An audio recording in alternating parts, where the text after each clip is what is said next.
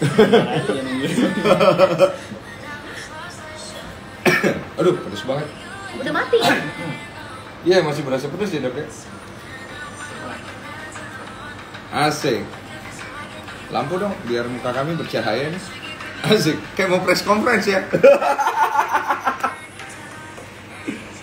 Oke, kamera pantau di depan saya. Selamat malam semuanya. Yoi, saya sudah bersama dengan, silakan Dok, diperkenalkan diri. Saya Dokter Binol ya, yang kalau malam jadi Binal. Saya dokter hewan, kebetulan minatnya di perikanan ya, untuk ikan-ikan, penyakit ikan. Saya minatnya di sana. Belum ada spesialis tapi masih minat. Berarti fokusnya itu dia di sebagai dokter hewan. Nah, nanti kita ngobrol-ngobrol juga panjang. Tapi yang pasti, kenapa gue ngomongin dokter Binol yang kalau malam jadi Binal katanya? Berarti udah Binal dong kalau malam. Binal. Karena gue ada keresahan. Nah, tadi kita udah ngecek. Nah, apa yang dilakukan oleh dokter Binol tadi, dia menggunakan alat mikroskopik ya namanya. Ya. Nah, gitu. Tapi sebelumnya kita ngobrol dulu. Gue pengen tahu background lu sendiri, Dok, di hewan. Mulai hewan apa yang kau pegang? Oke, jadi saya lulus dari Fakultas Kedokteran Hewan Institut Pertanian Bogor itu 2012. Jadi sampai sekarang itu sudah sekitar 9 tahun ya menjadi dokter hewan. Pertama kali bekerja kebetulan minatnya tuh di wildlife. Wildlife itu apa sih? Hewan liar. Oh, Jadi saya kebetulan langsung dapat pekerjaan di salah satu lembaga konservasi di Jawa Timur ya, termasuk yang paling besar se Indonesia, nanganin gajah, singa, harimau, jerapah, badak, hewan-hewan gede ya? Hewan-hewan liar yang ada di kebun binatang biasanya. Oke. Gitu. Nah, kebetulan abis itu lanjut lagi ngurusin badak yang ada di Lampung, Kambas, gajahnya juga termasuk. Lari lagi ke hutan yang ada di Kalimantan, Borneo. Udah puas hidup di hutan ya, itu balik lagi. Nah, nalurinya anak kota ya. Jadi balik ke kota, balik ke Jakarta dan bekerja di salah satu lembaga konservasi ikan yang ada di Jakarta. Itu konservasi ikan pertama yang ada di dalam mall. Ke saltwater apa yang itu? Yang air laut atau marine yang fish, marine fish ya. Freshwater fish. Jadi basically di sana mereka emang 80% lebih itu untuk marine fish. Marine fish ya. Tapi tetap ada freshwater fishnya kayak piranhas, ada gurame, snakehead, dan ikan-ikan ciklit itu juga ada. Kalau yang air tawar yang paling sering lu pegang berarti jenis apa? Koi? Gak ada yang paling sering. Jadi satu dokter hewan tuh harus ngawasin semuanya. Oke. Jadi kita makanya biasanya ada visit kita bilang ya, itu ngitorin semua area baik yang marine maupun yang freshwater pagi dan sore sebelum pulang. Iya, oke. Nah, sekarang kita mau ngobrolin langsung aja. Nah, kita mau buka hasil tadi lewat pemeriksaan mikroskopi. Senjata dokter hewan. Yoi, ada foto. Coba dibuka fotonya di situ. Bisa nggak? Oh, bodol. Oke, kita naikkan dulu. Yang pertama itu yang ini ya. Jangan dulu yang ini. Nanti dulu, bentar ya. Kita mau kasih lihat foto. Choose different asset. Asik. Foto yang pertama. Ini. Tengoklah tuh di yang ini, Dok. Jadi yang pertama yang ini. Nah, mungkin dokter boleh jelasin. Udah pada lihat? Enggak, udah pada lihat tuh di situ. Oke, udah kelihatan ya. Sama ya? Sama ya? Iya. Oke, jadi dokter akan jelasin nih. Betul. Ini kebetulan kaget juga ya dikena prank sama idola saya sejak zaman SMP. Kebetulan saya main basket juga. Nah, Bang Densu ini termasuk idola saya. Nah, tunggu, saya jelasin dulu. Jadi tadi kita periksa 3 ikan. 3 ikan cupang. Yes. 3 ikan cupang yang kita periksa, berarti kita menghasilkan 3 pemeriksaan dan kita udah foto 3-3-nya dari hasil pemeriksaan mikroskopi. Ya. Oke, jadi ini akan dijelaskan sama dokter sama foto yang di depan tadi yang aku taruh di itu. Silakan, Dok. Ini ikan yang pertama kita periksa. Oke, ya. Jadi kebetulan saya tiba-tiba dipanggil dadakan sama Bang Densu, disuruh ke rumahnya malam-malam ya. Padahal mestinya jadwal saya terawih ini. Oke, jadi ada 3 ekor ikan cupang, 2 ekor dari salah satu supplier yang sama dan 1 ekor ini memang sudah ada lama sini dengan orang yang berbeda, tapi dengan kondisi dia airnya sama ya. Airnya sama, kebetulan pemeliharaan juga dia masing-masing sendiri-sendiri. Kemudian jangan ke situ dulu, Dok. Jelasin dulu fotonya. Justru mesti ke situ dulu. Ke situ dulu. Arahnya karena kan itu kan berpengaruh kemungkinan kenapa dia bisa jadi kayak gini. Jangan dulu, kita jelasin dulu dari foto, baru kita menelusuri dari mana penyebabnya gitu. Dari foto dulu, foto. Kalau bos bebas ya. Siap. Oke. Foto. Ini foto ikan ini dari foto ini kenapa? Iya, foto ikan yang pertama nih ya. Mungkin saya bisa zoom sedikit. Ini saya bisa kasih kursor nggak sih? Kursor. Nggak bisa ya. Agak sulit ya. Oke, ya oke. Tapi ini, semua lihat kok. Oke.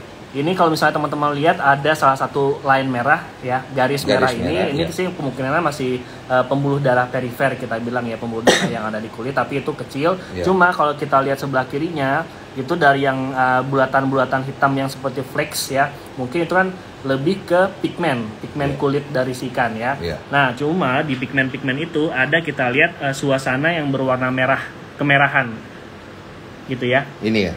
Ya, jadi yang diantara yang hitam itu sebelah kirinya garis yang line merah ini, di kiri sini itu ada flakes pigmen yang lebih kemerahan. Iya. Nah, kalau misalnya kita mendiagnosa atau meninterpretasi gambaran mikroskopis seperti ini, kemungkinan besar kondisi kemerahan seperti ini itu kita bilangnya petehi. Apa itu artinya? Petehi itu salah satu tipe pendarahan. Jadi tipe pendarahan yang ada di superficial itu ada petehi yang seperti ini, bentuknya titik-titik itu. Kemudian ada juga namanya hemoragi. Itu dengan lokasi yang lebih besar. Intinya luka. Intinya luka. Oke. Ya, karena intinya luka ya. Intinya luka. Oke. Gitu. Jadi ada pembuluh darah yang mungkin entah pecah atau gimana dari pembuluh darah perifer itu sehingga menyebabkan dia lebih kemerahan. Oke. Sekarang kita ngomongin luka. Yes. Luka bisa disebabkan oleh apa? Banyak, kalau di ikan tuh banyak. Satu, misalnya kalau dia dipelihara barang-barang ya berarti ada predasi kan. Berantem juga bisa. Dipukul sama ikan lain. Ya, traumatik itu akibat traumatik bisa. Satu. Ya. Itu berantem. Yang kedua, dia bisa juga membenturkan diri ke dinding. Ini misalnya atau ke lantai. Berarti gila ikannya ya? Bukan gila, itu kadang-kadang kita bilangnya flashing.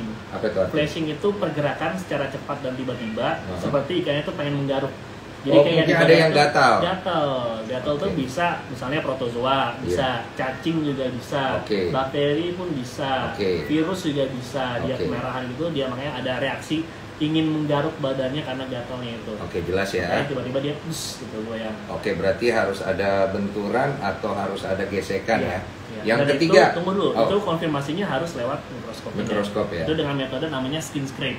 Kita haluskan atau kita geserkan, itu namanya cover glass. Jadi serodotkan nilai ke badannya, kita ambil lendirnya, cek di sini itu kelihatan semua tuh, ada protozoa, ada bakteri, mungkin sebagian bakteri bisa kelihatan, kalau virus ya bisa. Dan intinya dia jelas ngelihat. Jelas di sini. Nggak mata telanjang. Nggak bisa mata telanjang. Jadi cukup lebih valid daripada mata telanjang. Pasti valid pakai mikroskop. Siap. Oke. Dan berarti, satu lagi. Tadi kan sudah ada berantem, infeksi parasit ya. Parasit dia makanya mukul-mukulin badannya ke soliternya atau ke sekitarnya. Satu lagi ada lagi parameter kualitas air. Oke. Ya, terutama ini untuk faktor kimianya ada amonia, nitrit dan nitrat. Amonia yang paling parah. Biasanya kita bilang namanya amonia burn. 3. Kemerahan itu pasti. Faktor air. Yang keempat? Itu sudah cukup. Berarti 3 hal ini bisa menimbulkan iritasi luka di bagian tubuh ikan, terutama di daerah sekitar sisik kulit ya, pasti luar gitu kan. Boleh nggak kalau ini ada akibat dari jatuh di lantai? Bisa, kan kalau jatuh di lantai dia gelepar-gelepar kan, itu kan pasti ada pergesekan antara kulit sama lantai, apalagi kalau misalnya lantai yang mungkin semen gitu kan ya, itu lebih parah lagi pasti. Bisa nggak kalau misalnya ada saya sentil ikannya? Bisa, traumatik masuknya. Luka. Berantem kayak tadi, saya sentil sama orang, traumatik. Bisa ya? Saya pukul pakai pipset, pakai sendok, pakai garpu, tusuk-tusuk gitu, bisa. Bisa ya? Dia bisa luka itu juga? Banget, ya. Siap. Berarti itu ada beberapa faktor ya. Oke, kita lanjut ke yang foto ikan yang kedua. Jadi ini ikan yang pertama. Sekarang kita lihat foto ikan kedua. Oke.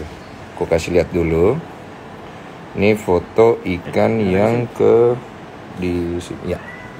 Bentar ya guys. Foto ikan yang kedua. Ini ya. Nah, yang mana dok? Ya, ada sinar. Lu yang mana? Ini ya? Ini ya? Ya. Oke, ini foto ikan yang kedua ya. Alright. Udah bisa kelihatan? Udah kelihatan di sini. Oke, ini. Nah, ikan yang kedua ini dia itu kalau saya lihat secara kasat mata badannya itu udah mulai kayak penuh dengan kuper. Jadi udah sisiknya udah nyatu. Nah, ini kalau ikan yang pertama dia sisiknya lebih jarang-jarang. Kalau ikan kedua dia udah lebih nyatu ya. Sudah mulai ada pertumbuhan sisik gitu ya. Sudah mulai ya ibaratnya udah kayak ngefull lah. Oke, kita tengok. Nah, tadi ikan yang kedua ini ya dilihat secara mikroskopis. Ini kan sebenarnya kalau mikroskop itu kita harus melihat lapisan yang tipis banget gitu. Jadi kalau kayak lendir tadi kita ambil skin crab itu lapisan tipis banget. Sementara kan kalau ini kita ikannya langsung ditaruh di bawah mikroskop. Jadi tidak semua area bisa kita ambil. Jadi beberapa area aja yang mungkin kelihatan lebih tipis. Nah, itu yang kita foto seperti ini. Nah, gambar. Tapi kalau aku lihat di sini merah-merahnya enggak sebanyak ikan yang pertama. Ada merahnya, betul nih. Bagus juga nih matanya Bang Densu. Iya, jadi jelas kok. ya. Ini kelihatan ada bagian spot yang merah di samping pigmen-pigmen yang hitam seperti flex ini. Yang seperti flex hitam ini pigmen ya, pigmen kulitnya. Cuma ada beberapa spot, sedikit sekali spot. Ada tapi sedikit, ini yang lebih kemerahan. Ya, jadi kalau misalnya kita relasikan dengan kondisi tadi Bang Densu bilang ikannya sudah mulai ada pertumbuhan sisik. Nah, itu relate sama ini bahwa mungkin dulu sebelum ada pertumbuhan dia lebih merah. Dan sekarang ternyata sudah recover, kondisinya lebih baik dan kemerahannya jauh lebih sedikit dibanding ikan yang pertama. Pertanyaan, kalau misalnya ikannya itu tidak mengalami apa-apa, mungkin nggak ada merah-merah? Nggak mungkin. Kalau dari faktor air? Nah, airnya harus kita periksa. Anggaplah airnya bagus. Yes, karena air bagus itu karena semua ikan yang ada di sini tidak semuanya mengalami yang seperti ini, gitu kan? Oke, kita anggap ya. Anulir. Oke, air bagus. Yes. Tidak membenturkan badan di dinding. Yes. Tidak mengalami tindak kekerasan di badan akibat perkelahian atau apapun itu, atau jatuh atau segala macam. Mungkin nggak ada merah-merah di badannya. Mungkin. Agak sulit ya. Oke, sekarang kita cek ikan ketiga berarti. Oke, kita cek foto ikan ketiga. Jadi ikan ketiga ini, jadi kita menggunakan 3 ikan untuk kita cek ya. Aku udah memvideokan semuanya, tapi aku ingin satu-satu ini ya kali ya, dokter. Iya, yang paling terakhir. Yang terakhir yang mana? Ini ya. Yes. Mau yang ini aja kali ya, biar lebih jelas orang ngelihat. Ini kali. Ini malah nggak jelas. Oh, ini nggak jelas ya. Oke, sebentar ya. Sisiknya terlalu tebal sih. Ini ya? Oke. Ini gambarnya dari mikroskop. Nah, beda. Clear banget. Tapi kayak masih ada sedikit kayak... Bukan, kalau ini lebih kayak ke tulang sirip sih. Oh, oke. Jadi kalau di sirip-sirip itu juga ada pembuluh darahnya. Tapi ini beda kan, ini bentuknya satu garis ya. Kayak tadi di awal yang pertama juga ada satu garis, nah itu pembuluh darahnya. Tapi kalau di awal tadi di sekitar flexia sini itu ada yang kemerahan di antara pigmen-pigmen ini. Sementara kalau ini clear, yang hitam pigmennya tetap hitam, yang di antara pigmen itu terang aja gitu. Nggak ada spot yang kemerahan. Oke. Gitu. Siap. Jadi berarti ikan yang ketiga tidak mengalami iritasi di badan. Tidak ada perlukaan. Oke, berarti tidak ada. Berarti ada 2 ikan yang mengalami iritasi. Ada luka, ada yang satu lukanya masih lumayan banyak, yang satu udah mulai sedikit, yang satu tidak ada sama sekali. Oke, jadi kira-kira begitu. Itu penjelasan dari Dokter Bino. Alright. Nah, untuk ikannya sendiri ikan apa? Saya tidak akan buka di sini karena itu berhubungan dengan juga sesuatu hal dan lain hal. Tapi saya sudah tadi mendokumentasikan ikan-ikan yang kita periksa supaya ada barang bukti. Dan juga sudah dijelaskan sama dokter gitu ya. Jadi terima kasih banyak dok. Sama-sama. Kira-kira kalau ada pertanyaan mungkin silakan boleh naik. Jadi coba dipilih kalau misalnya ada yang bertanya. Betaliano mungkin atau siapa gitu. Betaliano 750 katanya spare. Spare 750? Iya, yang kali juga itu. Oke, siapa yang ingin bertanya boleh angkat tangan. Nanti akan dibantu ya supaya kita bisa sama-sama belajar. Dan ya paling enggak kita jadi lebih cepat. Ini sama siapa nih? Betaliano. Woi, Betaliano. Kenapa lagi nih? Siap. Anjay, Betaliano. Anjay. Siap. Lu udah ngikutin dari awal nggak? Ngikutin. Oke, lu ada pertanyaan nggak? Langsung lelang kata Nabi. Langsung lelang ya? Langsung lelang aja ya? Hah? Langsung lelang. Lu ada pertanyaan nggak dari tadi semua penjelasan? OB teknik juga. OB berapa? So far nggak ada. So far So far nggak nggak ada. ada. So far penjelasannya oke banget, mantap, menjelaskan dengan detail. Oke, berarti nggak ada ya? Kalau nggak ada, gue turunin Sebentar, nih. turunin dulu aja, turunin dulu. Nggak ada faedahnya banget lu naik. Ya nggak tahu, gue juga dinaikin. Oh ya udah turun lah kalau gitu. Ya udah turun dulu. Alright. Ya udah. Hah? Oh dia nggak tahu caranya. Gini. Udah turun. Oke, tadi Italiannya udah. Siapa lagi yang mau Cupang kita Babe naikkan? mau naik. Hah? Cupang Babe mau naik. Cupang Babe boleh, Cupang Babe. Oke, nanti juga sebentar kita akan ada Semua OB live. katanya tuh. OB ya? OB, Raditya, Beta Edi. Ini mau di OB ya, mikroskop. Bang, senjata gue nih bang. Mahal gak di dok? Waduh, jutaan sih. Jutaan, masih juta, belum puluhan ya? Belum. Oke, jual cupang satu kebeli bayang. Halo, Halo, lu ngikutin nggak dari Gila. awal? Ikutin karena tadi malam mungkin nge-live Podenso, jadi gue tahu yang nggak tahu. Ya, oke. Jadi ada pertanyaan nggak seputar penjelasan tadi? Pertanyaan aku sih, tadi kan eh itu ikan kan di Microsoft tuh, Ya. di mikroskop. Iya, Iya kan? mikroskop. Di mikroskop itu bagian-bagiannya yang mana aja tuh? Bagian pala, kalau bisa bagian pala, ekor sama badan di mikroskop semua. Oke. Tadi bagian apa yang kita mikroskop? Badan. Nah, Ada jadi di sini. aku Kalau pemeriksaan secara mikroskopis itu harus lapisan yang sangat tipis. Ya. Sementara cupang itu kan tebalnya kira-kira segini ya. Ya. Kalau misalnya kita bikin dia tiduran, Ya. tiduran menyamping, itu dia bisa setebal ini. Dan Ya. itu terlalu tebal buat diperiksa di bawah mikroskop. Jadi kita cuma bisa beberapa spot yang kemungkinan dia lebih tipis bagiannya. Berarti badan bagian mana tuh? Badan, kebetulan kan kalau misalnya yang paling tipis dari ikan kan si siripnya ya. Iya. Nah, cuma kalau misalnya di mikroskop, sirip Iya. itu kelihatan dia ada duri-durinya, Iya, tulang-tulang siripnya. Itu Betul. ada, dan itu nggak saya cek. Jadi saya naik lagi sedikit, nah itu badannya tadi, itulah yang Berarti kami- badan yang dekat sisik. badan. Dekat sisik di badan. Yes. Oke. Karena itu bagian yang paling tipis. Karena kalau dia udah masuk ke arah dada sama kepala, yang which is lebih gembung daripada area di belakangnya, itu bakal ketebalan. Jadi kelihatan hitam doang. Berarti kalau badan itu ini kepala bagian sini ya. Yes. Oke, bagian sini nih. Ya. B. yang tadi bagian situ. Iya, bagian sini. Soalnya kalau ke bawah dikit pelanggaran hak asasi perikanan. Soalnya Gimana, yang Teh? tadi Lagi? yang tadi dilihat tuh mungkin aku salah lihat atau gimana ya? Itu kan kayak siripnya loh, kayak tulangan siripnya tadi begini. Gitu. Tadi dia melihat ada tulang. Jadi dia melihat dia melihat Coba dikasih sepertinya lihat pakai foto. Mungkin siripnya. mungkin Koko juga aku mau tanya Yang bagian juga. mana, Be?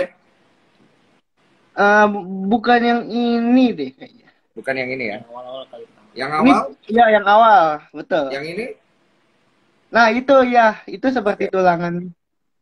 yang ini. Itu Nah, gimana sih? Aku juga rada bingung deh. Nah, Nggak terlalu makanya kelihatan soalnya. Iya, jadi kan kalau dari area ini tuh kebetulan yang keambil tuh emang yang nempel dekat siripnya ya. Ya ini kan tulang siripnya nih kelihatan nih, ya kan. Oh, ini Nah, tulang iya. dorsal ya berarti ya, mukara dorsal ya? Ya ini bisa dorsal, bisa juga yang ventral sih. Tapi yang dorsal sih lebih kemungkinan yang dorsal. Oke. Nah ini ada pertautannya, ada pembuluh Oh, ini batasnya nih. Yes. Nah itu makanya, tapi ya itu yang tadi saya bilang. Jadi perlukaan itu memang kadang dia bisa menyebar sih, gitu. Jadi yang tipe-tipe pendarahan yang petih itu nggak cuma satu area aja. Cuma ini kan lebih melihat area yang bisa kita lihat di bawah mikroskop. Iya. Gitu. Jadi Oh, jadi gue ngerti, Cupang Babe. Maksud lu kenapa di daerah dorsalnya luka gitu kan? Iya, bukan maksudnya yang dikopek kan, kalau setahu gue yang bisa dikopek itu kan yang di bagian badan ya. Lu Kalau main di bagian kopek-kopek aja lo. Orang kagak ngomongin kopek di sini. Ini. enggak, maksudnya kan asumsi bukan validasi. Iya, Ya. Iya kan? Yang bisa Ya. dikopek kan bagian badan, bukan bagian ekor kan. Kalau bagian ekor kan acur itu ekor pasti. Kan dia selaput bentuknya. Nih, nah ini kalau misalnya lihat foto yang ini itu lebih jelas lagi ya perbedaannya. Nah, Ini kan ini foto cakep yang nih. dari angle yang berbeda gitu ya. Ini mungkin lebih ke area siripnya, tapi yang ini lebih ke area badannya. Tapi tetap si kemerahannya itu masih ada nih Mas, kelihatan di antara pigmen-pigmennya itu. ini badan udah. Yes. Udah kelihatan nih kan sisiknya ya. Lu mau diperiksa lagi sekarang? Gitu. OB Boleh berapa? secara live. Mau OB berapa lo? Buset, enggak, gue mau nabung duitnya buat beli rumah. Oke, itu udah cukup ya, B. Nanti Iya, lagi lu ingin nanya apa lagi? eh, yang sepengalaman gue nih ya, sepengalaman gue secara logika adalah kalau misalnya ikan itu kayak kekopek, kayak arwana deh, kalau kekopek kan itu sisiknya jadi putih gitu. Nah, kalau cupang kena kopek itu pigmennya pasti kalau nggak salah keangkat. Jadi separasi antara sisik sama daging itu harusnya kan secara kalau alami nggak tampak kopek. Ini asumsi bukan validasi ya, asumsi. Ya, Jadi asumsi ya. harusnya Analisa, separasi analisa. antara harusnya kalau alami itu separasi antara daging sama kulit itu kontras banget. Kecuali dagingnya emang nggak kontras, nggak hitam banget, abu-abu. Intinya bekasnya itu berwarna putih gitu. Bukan bekasnya warna putih. Putih. Kalau misalnya kena kopek pasti pigmen hitamnya keangkat juga. Setahu aku gitu sih. Jadi Mungkin tinggal bisa warna apa? mungkin bisa si siapa namanya teman-teman yang di Black Series lebih ngerti. Master-master lebih ngerti deh. Gua masih bocil kan nggak tahu apa-apa. Mungkin Tuh diangkat kata aja yang BKN master-master. di OB aja ikannya. Ya, Oke, jadi mungkin menjelaskan sedikit bahwa itu dari sisik itu nggak langsung ke daging, jadi ada lapisan kulitnya juga. Iya. Yang kita bilangnya dermis.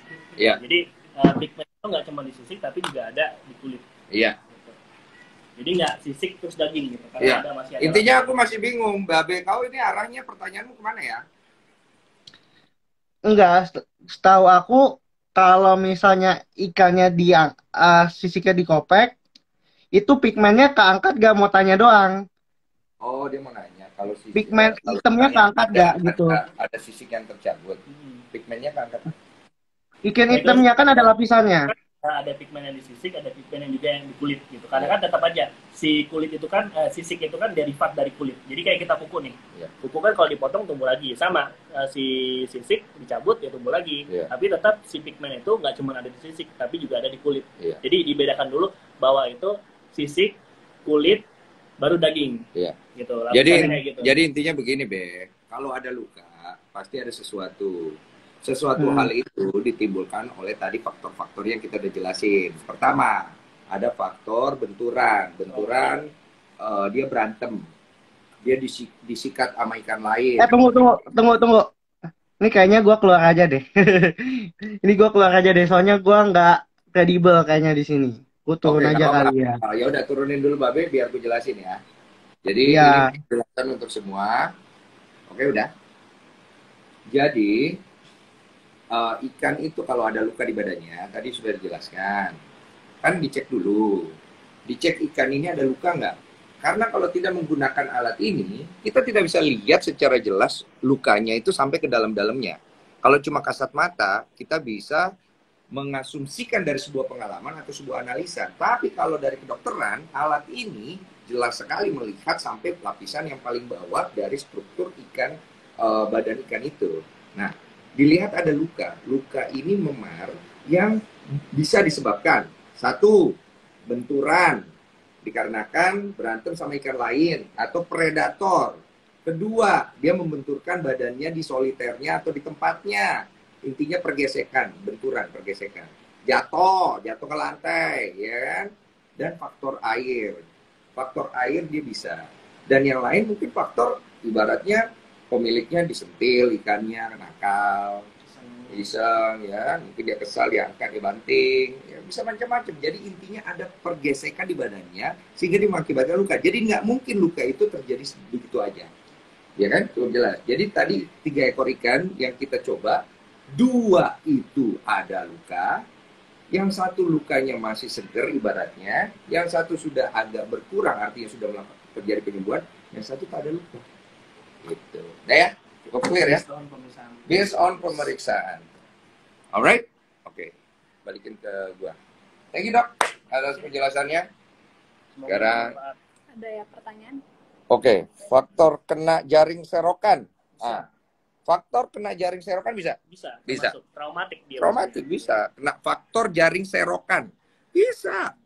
gitu ya. Apalagi kalau jaringnya nggak halus. Apalagi kalau Jaringnya nggak halus. jaringnya kasar. nggak halus, kasar, bisa. Jadi ada banyak faktor yang bisa menimbulkan luka di ikan, oke? Dan tidak mungkin ikan itu terluka sendiri, tak mungkin, gitu. Ada lagi? Mumpun dokternya juga masih di sini, saya one man show dulu ya. Ada Ferry Luhur. Ferry Luhur, mau naik gak dia? Ini salah satu S2 percupangan katanya.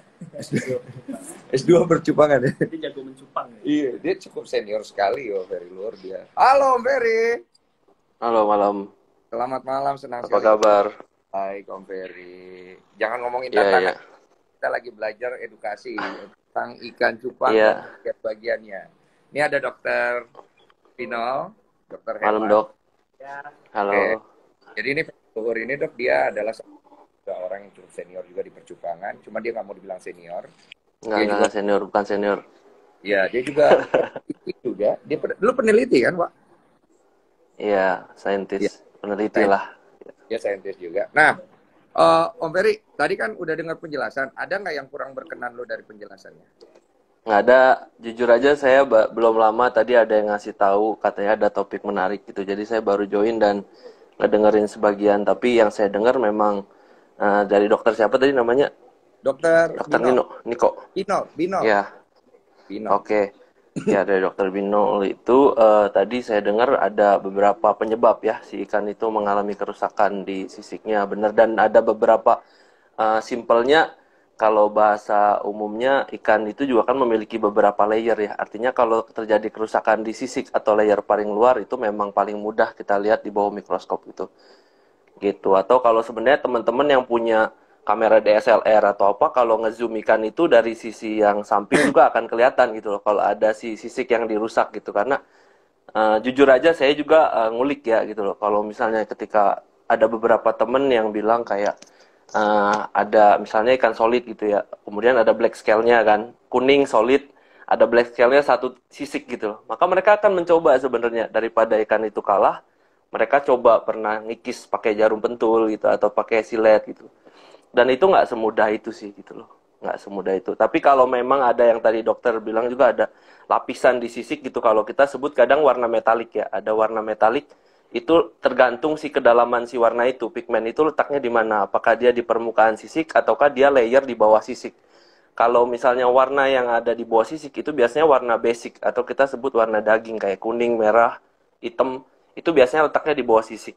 Untuk kita ngebuang warna itu kita harus nyabut si sisik itu gitu loh, karena kalau dia metalik dia ada di atas sisik atau warna dragon dia ada di atas sisik gitu, maka kita ngerusaknya dengan cara ngikis si sisik gitu. Tapi obvious banget kalau ditaruh di bawah mikroskop gitu loh.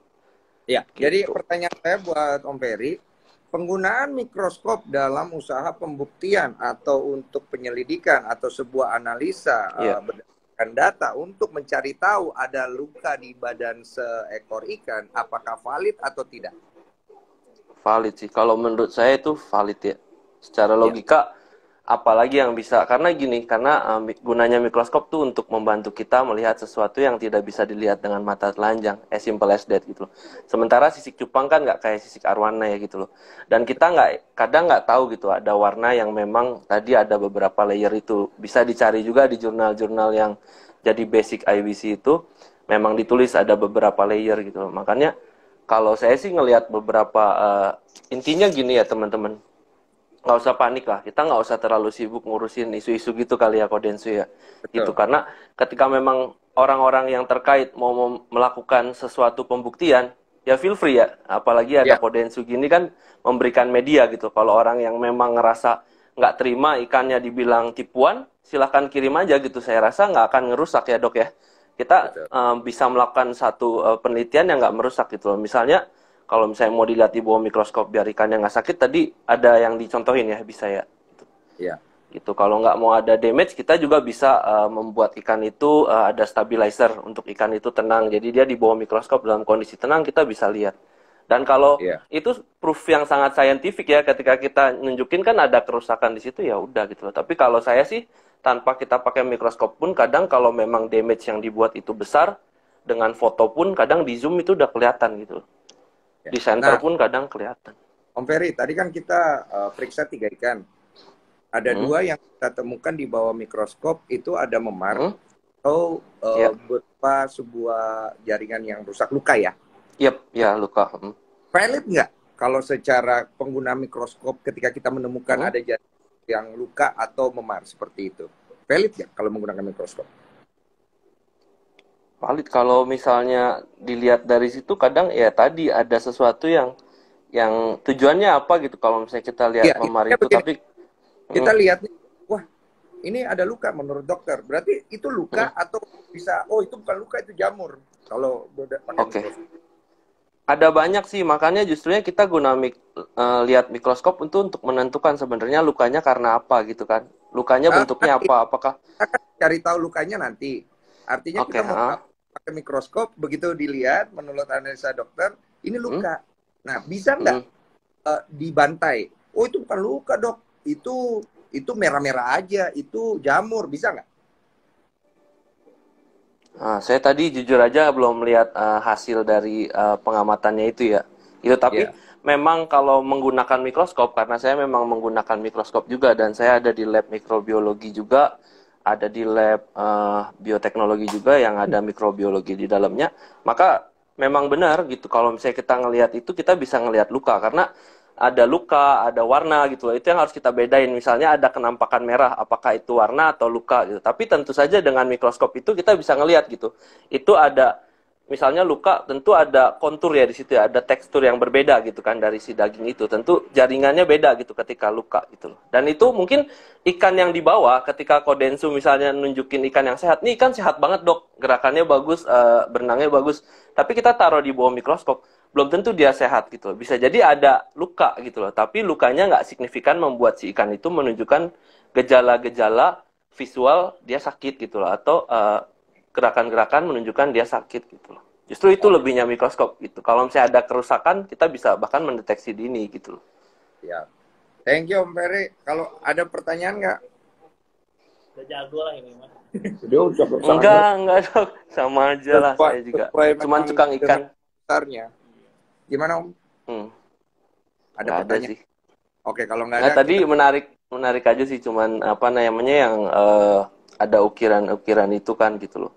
Dan saya pikir ya itu harus pengen banget lah kalau memang bener-bener teman-teman breeder yang bisa create itu kan ada keributan nih Kodensu ya di media sosial ini gitu.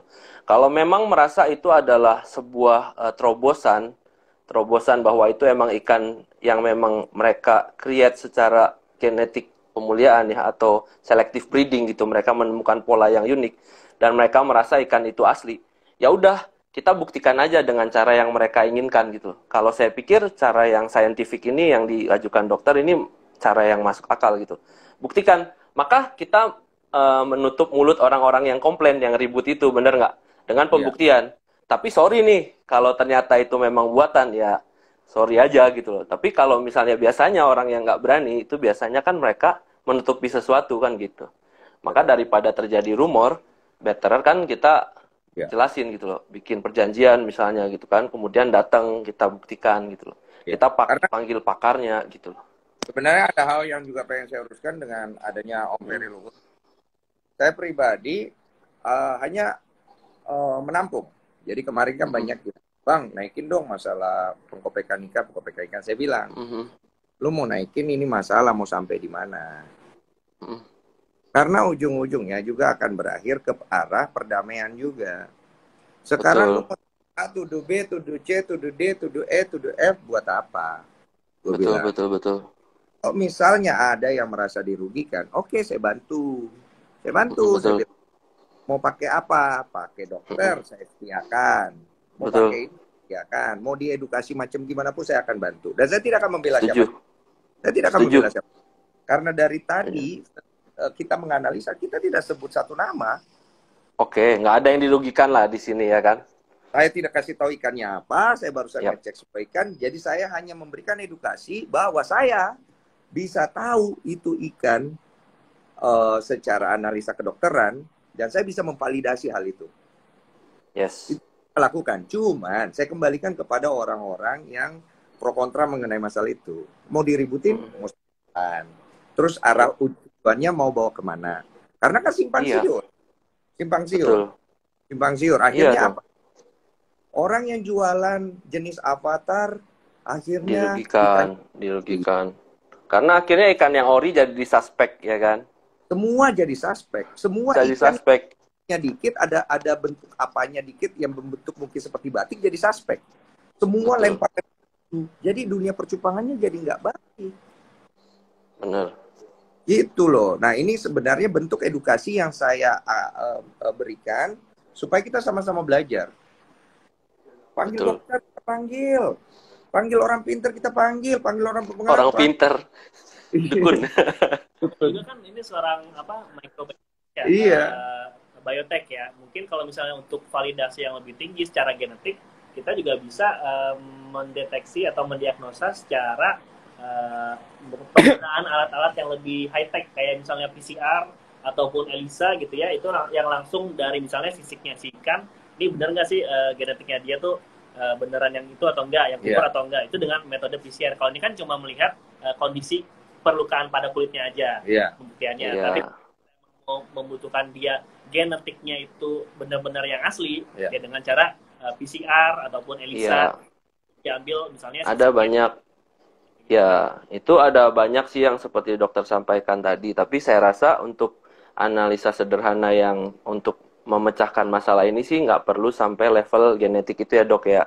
Gitu. Tapi ini menarik gitu. Saya mau cerita ke teman-teman, makanya kalau misalnya ada masalah tadi, kadang yang ngomong-ngomong genetik itu ya, gitu. Itu analisisnya bisa juga dengan genetik. Kalau kalian pernah dengar kata PCR itu nggak cuma buat COVID, tapi kalian juga harus tahu cupang juga ternyata digunakan untuk banyak penelitian itu. Dan itu menarik ya kalau misalnya mau ada yang ngeklaim gitu kok. Jadi ada penipuan-penipuan yang ngeklaim tentang genetik ikan ini asalnya ini, itu bisa kita telusuri, ada metodologinya. Tapi saya rasa ini udah agak melenceng dari topik tadi ya gitu. Tapi ini untuk pengetahuan aja, FYI gitu kalau kata orang gayulnya gitu kan. Gitu. Tapi kalau saya sih yang penting benar kata Kodeni tadi, ini soal edukasi ya gitu loh. Ketika kita punya isu, kita angkat bersama, kemudian kita tawarkan solusi ya kok ya, dengan menghadirkan orang yang memang capable gitu loh. Perihal itu mau diselesaikan atau enggak, monggo gitu loh, teman-teman yang memang punya akses untuk mediasi, saya rasa itu. Tapi maaf saya potong, tapi itu yang dibangun merugikan pedagang lain. Ya betul. Itu dia. Tahu setiap orang punya kepentingan, setiap orang mencari privasi, tapi ada orang lain pun melakukan hal yang sama. Janganlah kemudian isu itu akhirnya terutama untuk pedagang-pedagang kecil, mereka susah jual ikan. Correct. Itu yang kita harus pikirkan gitu. Makanya kalau ada masalah, ada itu diselesaikan, bagus terbuka kita ngobrol baik-baik, kan? Benar. Jangan dibikin jadi isu liar ya. Ketika isu liar terus digantung, akhirnya yang rugi banyak sebenarnya gitu loh. Betul. Coba didiskusikan tenang-tenang, kita duduk bareng, pasti ada solusinya sih. Dan itu gampang banget ya dok, simple banget, nggak perlu teknologi yang canggih gitu loh, sederhana. Dan mikroskop yang digunakan pun mungkin saya rasa cuma 4 kali, 10 kali ya dok ya mungkin ya, itu udah cukup ya. Nggak sampai pembesaran, ya jadi 4 kali 10, 40 kali kan, 10 kali 10 lensa objektifnya kan udah cukup ya, yang paling kecil ya, 4 kali 10 berarti 40 kali ya, bener ya mikroskop itu, kalau saya nggak salah. Gitu. Betul kok. Pintar nih orang. Anda enggak, pura-pura pintar. Ada orang pura-pura pintar ya, biasa pura-pura bodoh ya. Om Ferry. Saya pura-pura pintar. Atas juga. Siap, thank you Kok Densu. Thank you so much buat semoga clear. Sehat selalu untuk Om Ferry dan untuk Siap, event-event. sama-sama. Thank you. Event terdekat. Ditunggu eventnya Densu, katanya dia bisa. Ditunggu. Udah, dia kan nantang kan. Bye-bye, selamat malam. Bye. Om Ferry. Jadi dia salah satu orang yang juga cukup punya pengalaman di balik beberapa orang lain. Tadi salah satunya Om Ferry. Nah tadi kita udah ngobrol-ngobrol ya guys ya. Nanti saya mungkin sebentar lagi saya masih menunggu. Saya akan live bersama dengan Puang Kombeng. Kemarin dia menghubungi saya untuk live. Entah apa yang kita obrolkan ya. Oke, jadi saya pamit undur diri. Dokter juga udah harus cabut dan beristirahat. Kalau kalian suka edukasi ini, penjelasan ini, kalian bisa menghubungi nomor telepon di bawah ini ya. Nggak ada. Ini bukan TV. Follow aja, follow. Bukan TV ya. Jangan lupa follow dokter, nama IG-nya apa? @drh.binol. Oke, saya tulis ya. At drh titik binol. BINOL. Oke, bye-bye, banyak DM masuk ya. Kalau malam binal soalnya. Hey. Malam ini. Masih single atau udah nikah? Masih single. Alright, terima Tolong kasih. dicariin. Iya, waduh. Dunia cupang itu mantap, laki semua. Jangan yang batas. Ada yang perempuan kok. Oke guys ya, terima kasih banyak. Nanti kita ketemu lagi, mungkin sebentar lagi kita akan lelang dulu dong, kata Gunardi. Mau kita lelang, saya punya batik bagus. Batik snow. Oke, saya cabut dulu ya. Nanti saya muncul lagi untuk ngobrol-ngobrol bersama dengan kalian. Kita akan segera kembali setelah pesan-pesan berikut ini. Alright?